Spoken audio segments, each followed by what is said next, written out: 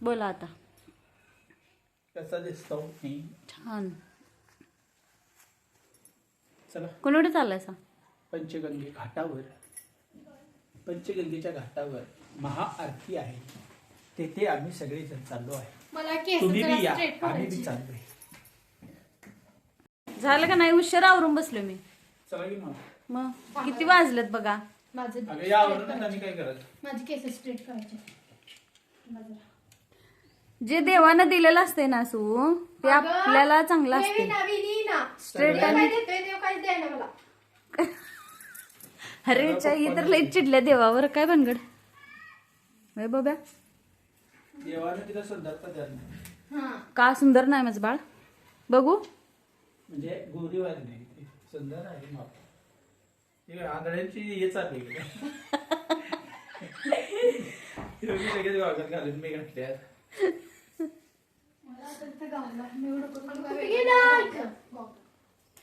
पंचप्राण घेऊन आले. किती वाजले बघा.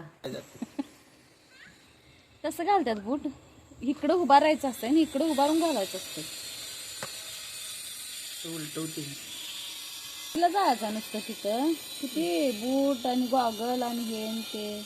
दररोजच आहे माझं बाळ एवढं बुट घालतेच मी. पहिल्यांदा बघायला काय बुट घालतो. काळू काय काळू?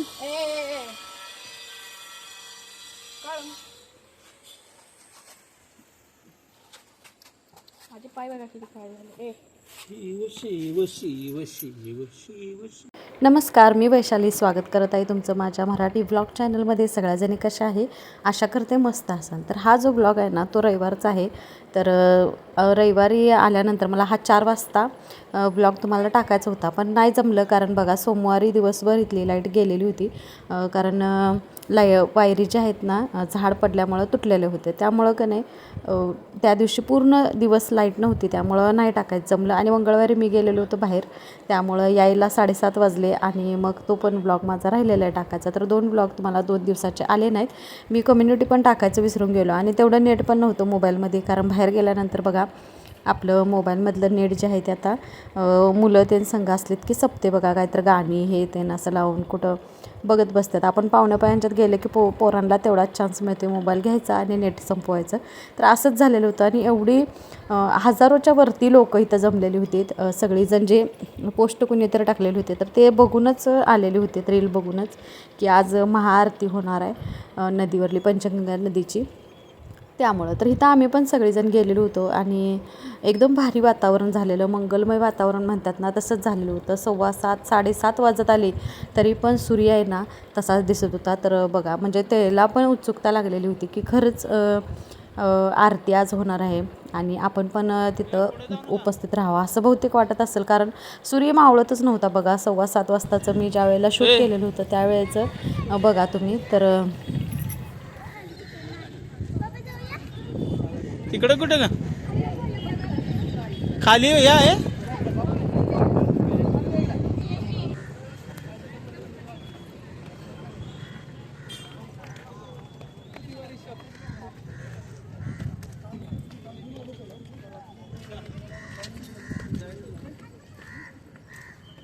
तिकडं कुठे गेली ती लांबड्या? तर इथं करणार नाहीत ना.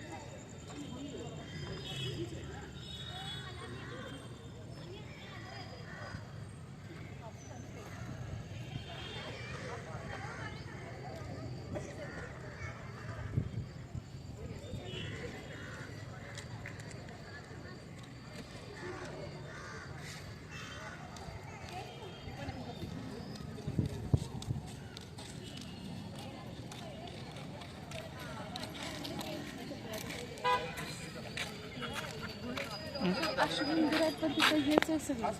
काय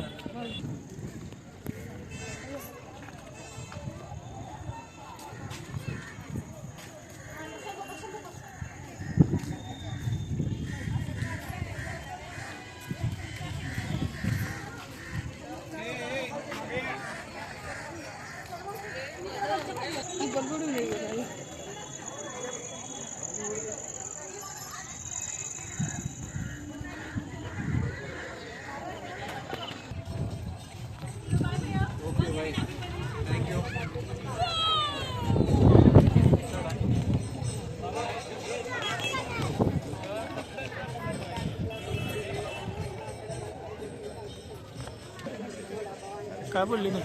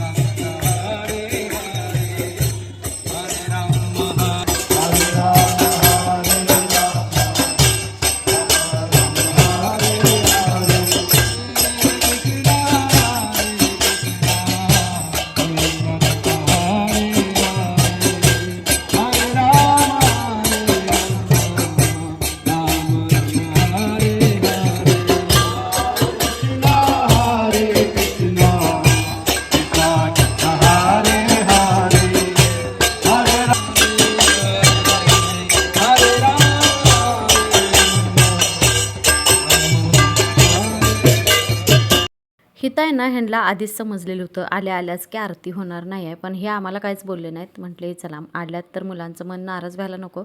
तर हिथं बघा सगळीजण जेवढी लोक जमलेली होती, कोण भजन कीर्तन काय काय सगळ्यांचं सुरू होतं आणि एकदम मस्त त्यांनी जेवढं पण काय सांगितलं मनाला असं मन प्रसन्न करणाऱ्या अशा त्या गोष्टी होत्या बघा.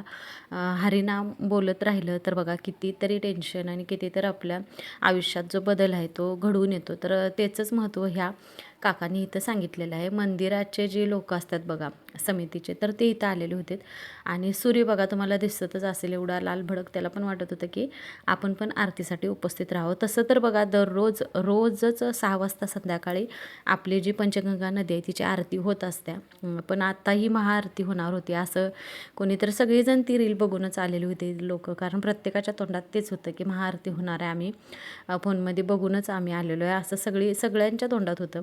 पण असो आता नाही झाली, कधी होईल त्यावेळेला समजेलच. तर बघा तर इथं ह्या काकाने आहे ना विष्णूंचे जेवढे पण अवतार आहेत बघा, विठ्ठल, श्रीराम, परत कृष्ण अवतार, हे सगळे जेवढे अवतार आहेत ना विष्णूंचे त्यांचं पूर्ण इथं त्यांनी हे मांडलेलं होतं आणि एकदम छान वाटत होतं. सगळ्यांनी त्यांना साथ दिलेली होती टाळ्या वाजवून. परत त्यांचं बोलणंच असं होतं की माणसाला तिथंच थांबवून ठेवत होते, कारण एवढी सगळी लोक परत गेले असते जर ह्यांचं कीर्तन इथं भजन म्हणा किंवा काय जे झालं नसतं ना तर सगळीच लोक परत गेले असते. पण एवढ्या सगळ्या लोकांना थांबवून घेण्याची क्षमता ह्या जे भजन कीर्तन प्रवचन देतात त्या लोकांमध्ये असते बघा. आणि तेवढी सगळी लोक म्हणजे कायच त्यांच्या डोक्यात असं नव्हतं की मोबाईल कोणी दुसरा फक्त व्हिडिओ करण्यासाठी काढला असेल, नाही तर कोणी सगळ्यांचं लक्ष ह्या भजनाकडं होतं. हिथं आहे ना 3 देवांचं दगडी पाषाण जे आहे ते होतं. ज्योतिबा, परत आपले महादेव आणि विष्णू यांचं जे पाषाण इथं आहे तर त्यांची पूजा मांडलेली होती आणि त्यांची आरास एवढी छान केलेली होती. प्रत्येक जो माणूस येईल तो तिथं जाऊन दर्शन घेत होता आणि एवढं सजलेलं होतं बघा. जसं दीप उत्सव असतो त्यावेळेला जशी गर्दी असते त्याचप्रमाणे झालेली होती. पण काय कारण होतं काय माहिती, आरती नाही झाली तशी तर दररोज 6 वाजता होत्या, पण ही मोठी आरती होती त्यामुळं लोक बहुतेक एवढी जमले असावेत. तर असो कधी होईल त्यावेळेला तुम्हाला कळलंच. तर चला ब्लॉग पुढं कंटिन्यू करा. तर इथं आहे ना जे सदस्य होते त्यांनी आपले जे सागर आहे, आपले जे भगवान विष्णू आहेत, परत पंचगंगा नदी आहे त्यांचं महात्म्य आणि त्यांचे जे कथा सांगितलेली आहे बघा इथं, आणि त्यांनी त्यांच्याबद्दल जी माहिती सांगितली तर एकदम छान वाटलं कानाला ऐकून. या भौतिक जगाची की आग विझवण्यासाठी आगीचा भरपूर उपयोग पडत नाही. जंगलात जर समजा आग लागली, वनामध्ये आग काय आपोआप लागते, बरोबर आहे का? अरे बाबा वनामध्ये आग आपोआप लागते ना, तर कोण लावायला जाते, पण ती विझू शकत नाही कोण. त्याला विझवण्यासाठी आगीचे पंप म्हणा किंवा पाण्याच्या टाक्या म्हणा, बारड्याने पाण्यावर काही उपयोग होत नाही. त्यासाठी काय करावं लागेल, पाऊसच पडावं लागेल तर ती आग विझेल. तसं हे जे हरिनाम आहे ना, हरिनाम जे आपण म्हणा एकदा, हरे कृष्ण कृष्ण कृष्ण हरे हरे, हरे राम राम राम हरे हरे.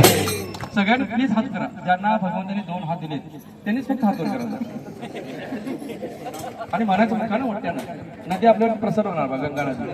तर म्हणा एकदा, हरे कृष्ण हरे कृष्ण कृष्ण कृष्ण हरे हरे हरे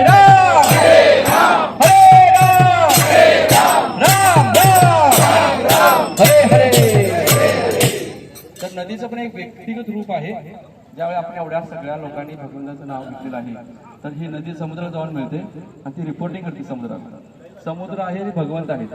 सागराचं वर्णन आहे शास्त्रामध्ये. सागर म्हणजे भगवान श्रीकृष्ण आहेत, विष्णू आहेत. तर ते आपल्या सगळ्यांची कृपा होणार होता. तर म्हणून हे जे हरिनाम आहे आपण ऐकलं, आपल्याला आवडलं का? हरी बोल हरी बोल.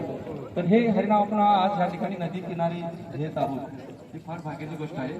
तर हे हरिनाम जेव्हा आपण ऐकतो आपल्या कानाला, जेव्हा आपल्या कानावरती हरिनाम पडतं, हरे कृष्ण कृष्ण कृष्ण हरे हरे, हरे राम राम राम हरे हरे, तेव्हा लगेच आपल्याला भगवंताचं स्मरण होतं. आपण कळत नकळत भगवंतांना विसरलो या व्यापामध्ये. तर हे भगवंतांना हरी बोल, भगवंतांना स्मरण करून देण्याचं कार्य आम्ही करत आहोत. आम्हाला जो आनंद मिळत आहे तो आनंद आम्ही या नामसंकीर्तनाच्या माध्यमातून सर्वांना वाटत आहोत. त्याच्यामुळे लोकांच्या जीवनामध्ये आनंद आणि सुख निर्माण व्हावं हा एकच उद्देश आहे. आणि ह्या उद्देशाने आम्ही हरिनाम घेत आहे. आणि आमचे हे हरिनाम जे आहे ते आम्ही दर रविवारी संध्याकाळी वेगवेगळ्या भागात करत असतो. जिथं जास्त गर्दी असते तिकडे आम्ही जातो. आणि हे भविष्यवाणी 530 वर्षापूर्वी स्वतः भगवान श्रीकृष्ण वरून आलेत नवद्वीपमध्ये, पश्चिम बंगालमध्ये. ज्या ठिकाणी नवद्वीप आम्ही तिकडे जाऊन आलोय तर तिकडे स्वतः भगवान श्रीकृष्ण भक्तरूपात अवतरण झाले. त्यांची उंची 7 फूट उंच होती. त्यांचे गुडघ्यापर्यंत लांब हात होते आणि त्यांचा रंग सोनं वितळल्याप्रमाणे होता. आणि त्यांनी दोन्ही हात वर करून पूर्ण दक्षिण भारत यात्रा करत कोल्हापूरला आले होते. ते हरी बोल. कोल्हापूरमध्ये महालक्ष्मी मंदिरमध्ये आले होते. करवीर पुराणामध्ये त्याचं वर्णन आहे. आणि महालक्ष्मी जेव्हा त्यांनी दर्शन घेतलं का दिलं तर त्यांनी उल्लेख केलेला आहे ही क्षीर भगवती आहे. क्षीर भगवती असा उल्लेख केलेला आहे महालक्ष्मीचा. आणि तिकडे त्यांनी महालक्ष्मी मंदिरमध्ये जो मृदंगवरती थाप मारली अशी, हा जो मृदंग आहे त्याच्यावर थाप मारलेली, त्याचा आवाज वारणी पण ऐकू गेला होता. हरी बोल. कारण त्यावेळी एवढी प्रचंड शांतता होती, जंगल भाग होता आणि लाखो लोक आले होते महालक्ष्मी मंदिर त्यावेळी 530 वर्षापूर्वी. आणि हे हरिनामाचं त्यांनी भविष्यवाणी केलेली आहे, त्याचा आम्ही पदानुगमन करत आहोत. आणि ह्याच्यामध्ये ही भविष्यवाणी कशी आहे की पृथ्वीच्या पाठीवरती जेवढे काही देश आहेत, जेवढे काही राज्य आहेत, जेवढे काही जिल्हे आहेत, जेवढे काही गल्ल्या आहेत, गोळा आहेत, त्या सगळीकडे काय होईल म्हणे हरे कृष्ण कृष्ण कृष्ण हरे हरे, हरे राम राम राम हरे हरे, या नावाचा काय होईल प्रचार होईल म्हणे. आणि लोक सुखी होतील. ही भविष्यवाणी आहे. आणि हे आमचं मंदिर आहे हरिमनगरमध्ये. आपल्याला माहित असेल एखाद्या वेळेस हरिमनगर म्हणून आहे रंकाळ्याच्या पलीकडे, अंबाई टँकच्या पुढच्या बाजूला इस्कॉन टेम्पल आहे. सुंदर राधा माधव आहेत. लाखो लोकांना आमंत्रित करता येतात आता सध्या. हजारोच्या संख्येने कॉलेज कुमार, कॉलेजचे वती, वेगवेगळे नागरिक त्या ठिकाणी येत आहेत सुंदर असं दर्शन घेण्यासाठी. आपण या दर रविवारी सकाळी कार्यक्रम असतो 9 ते 12:30 पर्यंत आणि सर्वांसाठी फुल महाप्रसाद असतो. तर अतिशय सुंदर तिकडे दर्शन मिळेल आपल्याला. आणि पुन्हा एकदा म्हणा बघा हरे कृष्ण हरे कृष्ण हरे हरे, हरे राम राम राम हरे. तर आपण जरूर आपल्याला आमंत्रण आहे त्या मंदिरामध्ये भेट द्या. पुन्हा परत कीर्तन होईल, भाग घ्या, आनंदाने घ्या आणि सुखी व्हा. हरे कृष्ण. ते इथं बघा कोणीच कुणाला ओळखत नव्हतं, तरी पण बघा एकमेकांच्या हातात हात घालून हे सगळेजण म्हणजे भक्तीनं श्रद्धेनं एकमेकाचं म्हणजे हरिनामाचा जो प्रचार आणि प्रसार आहे तो सुरू होता इथं. आणि सगळेजण कोण कोणाच्या ओळखीचं नाही तरी पण आपलं बघा म्हणजे अशा ठिकाणी आलं आणि सगळ्यांनी एकत्र येऊन प्रत्येकजण वेगवेगळ्या गावासनं कुठनं आले असतील, पण बघा किती छान वाटते असं दृश्य बघायला. तसं तर बघायला कमीच मिळते. काय आरती नाही काय झाली एवढं तड्यात आपली जरा भारी वाटलं का नाही तुला? छान वाटलं.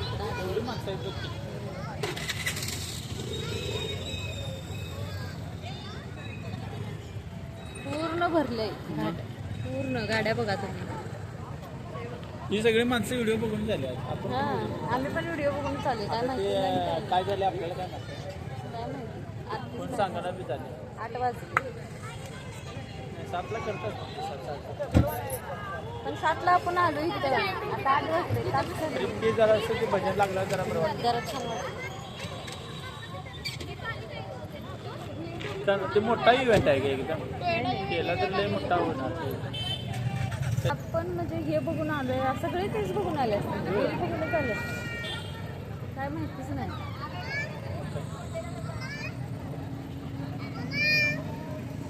ते तर ते सगळे तयारी करून आले आरती करायची. पोरांचा आमच्या फोटो काढायचा. आता नदीपासून रंकाळा जो आहे तो 10 मिनिटाच्या अंतरावरती आहे. मग रंकाळ्यापासूनच आमच्या घरला जायला लागते. त्यामुळं म्हटलं की चला आता ह्यांना पोरांना थोडं घेऊन जावं तिथं आणि खाया प्यायला द्यावं. तर इथं डोसं घेतलेलं होतं आम्ही. डोसा घेतलेला होता आम्ही. मला हे लय असतात की तुझी भाषा कशी आहे.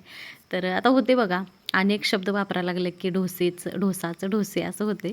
तर तुम्ही समजून घ्यायला अशी आशा करतो. तर इथं मुलांनी खायला घेतलं आणि आता चाललेलं होतं. तर हे मला म्हणतात की तू लाजतीस का की व्हिडिओ करताना. पण बघा आता आपल्याला ह्या गोष्टीची कधीच सवय नसते. लहान असताना कधी आईवडिलांनी आमचा फोटोसुद्धा काढला नाही आणि आता असं मोबाईल घ्यायचं समोर म्हटलं की थोडी लाज वाटते. आता तेवढं तर होणारच आणि भीती पण वाटत होती. जाता जाता कोणतरी मोबाईल घेतला काढून तर काय करायचं असं हे आमचं बोलणं सुरू होतं. तर असो आता ही आमची चेष्टा मस्करी सुरूच राहत्या आणि पुढे गेल्यानंतर आता कुणाला काय खायचं होतं ते घेतलं आणि आम्ही आता चाललेलो होतो घरला. तर कसा वाटला आजचा ब्लॉग? आवडल्यास लाईक शेअर सबस्क्राईब करा आणि कमेंट पण करत जावा ताईंनो. मला तुमच्या कमेंटची भरपूर गरज आहे. मला तुमच्या संग संवाद साधायला, तुमचं बोलणं ऐकून घ्यायला आणि माझं जे काय मत मांडायला मला आवडेल आणि असंच आपला प्रवास जो आहे पुढं चालू राहील.